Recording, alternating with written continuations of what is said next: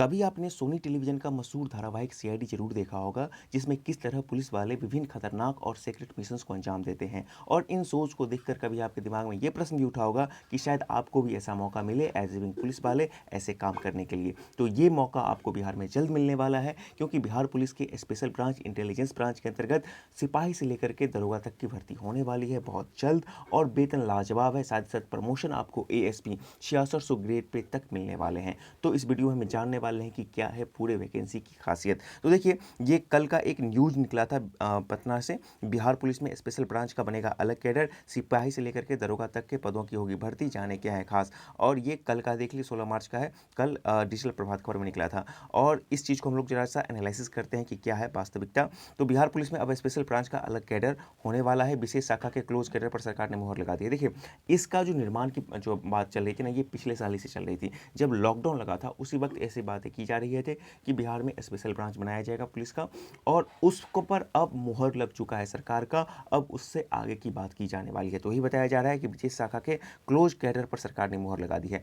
ये इसका बहुत पहले से चल रहा है, तो ये नहीं कि हवा हवाई वाली बात नहीं है। अब हाँ, आगे की प्रोसेस और होने बाकी है। अब इस विभाग में अलग से बहाली की जाएगी और यहाँ पर काम करने वाले सिपाही, दरोगा और अन्य कर्मी अब यहीं से रिटायर भी हो पाएंगे। स्पेशल ब्रांच बिहार की इंटेलिजेंस कंपनी है, इंटेलिजेंस यूनिट के अंतर्गत काम करेगी। इसका अलग ब्रांच होगा, इनका अन्य पुलिस वालों की तरह से कोई मतलब नहीं होगा। ये अंडर कवर काम करेंगे, कहीं पर भी ये ओपन भी काम कर सकते हैं। इनका बहुत ही अलग तरह से सब कुछ होगा, ड्यूटी से लेकर के special facilities. Special branch Bihar की इंटेलिजेंस कंपनी है और सरकार इसे मजबूत करने के इरादे से यह फैसला ले रही है। आगे है कि मीडिया रिपोर्ट के अनुसार बिहार सरकार ने सामान्य पुलिस विभाग से इसे अलग कैडर में बदलने का फैसला ले लिया है। जी हाँ, मैं यही बोल रहा हूँ कि इनका बिल्कुल अलग काम होगा, जॉब का नेचर, साथ ही साथ वेतन तो लगभग वही होगा, अन्य फैसिलिटीज़ सब कुछ बिल्कुल अलग होगा। मतलब कि आपका मतलब कि जो कैडर है वो है, प्रमोशन अलग बिल्कुल डिफरेंट होगा, ठीक है ना।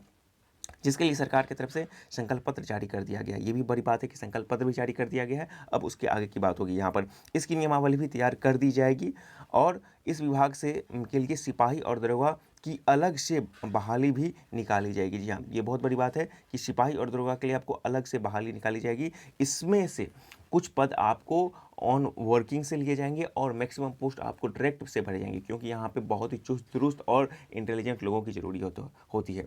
और इंटेलिजेंस की बात की जा रही है, तो इसलिए इंटेलिजेंट लोग की तो यहाँ पर होना जरूरी है और इसीलिए इसकी बहाली अलग से की जाएगी। सबसे खास बात है कि इस विभाग में नौकरी पाने वाले यह होगी कि दरोगा भी यहाँ प्रमोशन पाकर एडिशनल एसपी तक जा सकते हैं। एडिशनल एसपी का जो होता है ना, एएसपी, इसका जो लगभग होता है वो 6600 ग्रेड पे 6 पे कमीशन के अनुसार और 7th पे कमीशन के अनुसार आपको ज़्यादा होता है। और दरोगा का क्या होता है, तो 4200 ग्रेड पे। तो 4200 से आपको मतलब 4200 के बाद आप इंस्पेक्टर बनेंगे 4600, और 4600 के बाद आप डीएसपी बनेंगे 5400, और 5400 के बाद 6600 यानी कि एएसपी तक प्रमोशन पा सकते हैं। यहाँ पे स्पष्ट है, मतलब इतना आपको मिनिमम हर हाल में होगा ही। नॉर्मल दरोगा में क्या होता है कि आप डीएसपी तक जाते जाते आपके बाल पक जाते हैं, सर्विस से रिटायरमेंट हो जाता है, लेकिन आपको एएसपी यहाँ पे कंफर्म है क्योंकि स्पेशल ब्रांच है ना। तो इसीलिए वही चीज़ यहाँ पे आगे भी कह रहा है कि सामान्य तौर पर पुलिस में कार्यरत दरोगा डीएसपी तक पहुँच पाते हैं, लेकिन यहाँ पे आप एएसपी तक पहुँच पाएंगे। तो काफ़ी खास है, और खासकर वैसे स्टूडेंट के लिए बहुत खास है जिनके दिल में एक अलग तरह का काम होता है, एक जुनून होता है, ऐसे अंडर कवर उनके अंदर थ्रिलिंग होते रहते, गूज़बम्प होते रहते कि भाई हमको भी ऐसे काम करने का मौका मिले। तो उनके लिए बहुत ही खास होने वाला है।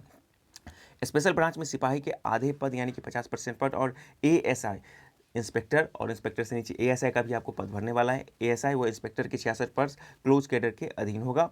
और सबसे महत्वपूर्ण बात क्या है कि स्पेशल ब्रांच में दरोगा करीब 300 पद अभी हैं, वहीं हवलदार के 100% पद क्लोज कैडर के अधीन होंगे। एएसआई वो इंस्पेक्टर के 66% पद भी क्लोज कैडर के अधीन होंगे। इन व्यवस्था के कारण इस कैडर में प्रमोशन पाए जा सकेंगे। जी हाँ, यही बात यहाँ पे की जा रही है कि प्रमोशन पाए जाएंगे। अब जो सिपाही के बाद पद पर बहाल हो गए इस ब्रांच में, वो निश्चित रूप से दरोगा से लेकर के इंस्पेक्टर तक चले जा सकते हैं। यही इसकी सबसे बड़ी खासियत है। जी हाँ, तो इसके लिए मतलब काफ़ी फाइट होगा और काफ़ी एलिजिबल, यहाँ पे आप जो धांधली वाली बात होगी ये यहाँ पे नहीं होगा, ये आपको कंफर्म कर रहा हूँ, क्योंकि ये इंटेलिजेंस यूनिट है और यहाँ पे बहुत ही स्पेशलाइज्ड तरीके से अब ये देखना है कि इनका जो सिलेक्शन का प्रोसेस होगा वो कैसे होता है। वो सबसे महत्वपूर्ण बात होता है कि इसमें इंटरव्यू भी ऐड किया जाता है क्योंकि ये स्पेशल ब्रांच है, और क्या इसमें और अन्य चीज़ें भी आपको देखा जाएगा। तो यही बहुत महत्वपूर्ण बात है।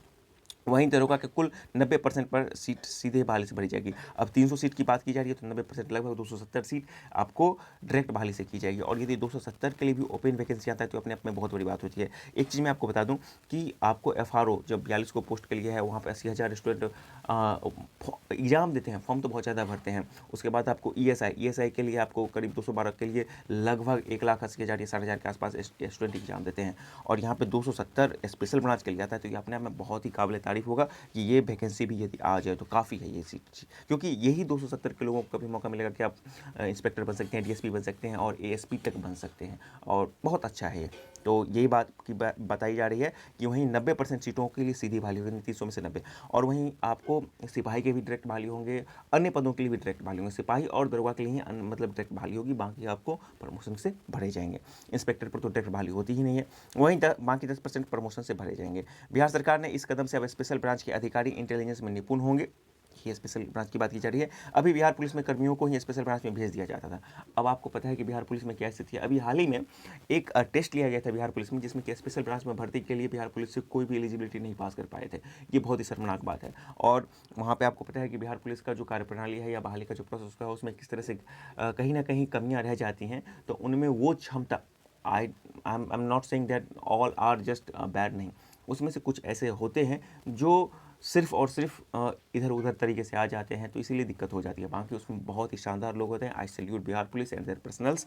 लेकिन इंटेलिजेंस की बात की जा रही है तो वहाँ पे बहुत ही ज़्यादा इंटेलिजेंट और क्षमतावान लोगों की ज़रूरत होती है। तो इसीलिए उनकी क्षमता को इन्हेंस करने की बात की जा रही है। ये जो 270 आप देख रहे हैं वो साधारण वाली बात नहीं होगी। इसके लिए आप ये सोच रहे हैं कि आप बन जाएंगे तो अपने आप में एक बहुत बड़ी आपके लिए एक टेस्ट होने वाली है।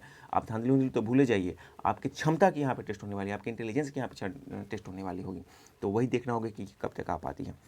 वहीं स्पेशल ब्रांच के अफसरों को भी थाने में तैनात कर दिया जाता है। देख रहे हैं, यही बात बोली जा रही है। अलग कैडर बनने से अब ये कर्मी विशेष तरह की ट्रेनिंग ले सकेंगे और ज़्यादा बेहतर काम कर सकेंगे। यही बात मैं बार बार बोल रहा हूँ। बिहार पुलिस में स्पेशल ब्रांच का बनने तथा अन्य जानकारी के लिए हमारे साथ जुड़े रहें। जब भी इसके संबंध में कोई भी खबर आती है हम आपको अपडेट करवाते रहेंगे। तो ये बहुत ही शानदार एक मौका मिलने वाला है बिहार के युवाओं के लिए, खासकर जो अलग तरह के जुनून है जिनमें काम करने का। जब पुलिसिंग को देखते हैं, सीबीआई को देखते हैं, सीआईडी को देखते हैं और ऐसे चीज़ों में उनको जाने का मौका नहीं मिल पाएगा, तो अभी से इसके तैयारी में आप देखिए। आपके पास दिमाग की शक्ति होनी चाहिए, आपके पास शरीर की शक्ति होनी चाहिए, आपका इंटेलेक्चुअल पावर बहुत अच्छा होना चाहिए। जी हाँ। और इसमें तो आप भूल जाइए कि धांधली फांधली ये वो कहीं कुछ नहीं होने वाला है। ये स्पेशल ब्रांच की बात की जा रही है यहाँ पे, ठीक है ना। तो ऐसी चीज़ों में सरकार भी कभी भी रिस्क नहीं लेती है, उनको इन्हेंस किया जाएगा।